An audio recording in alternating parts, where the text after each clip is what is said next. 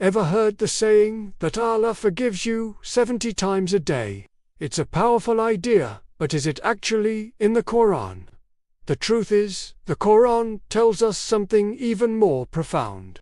It doesn't give a number because Allah's mercy isn't limited. It's infinite. Think about Surah Az-Zumar, verse 53. It says, "O my servants who have transgressed against themselves, do not despair of the mercy of Allah. Indeed, Allah forgives all sins. Indeed, it is He who is the forgiving, the merciful." It doesn't say He forgives 70 times.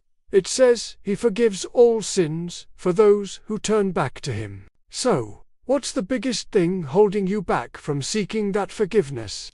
I've put a poll up, let me know what you think. Your past shouldn't define your future.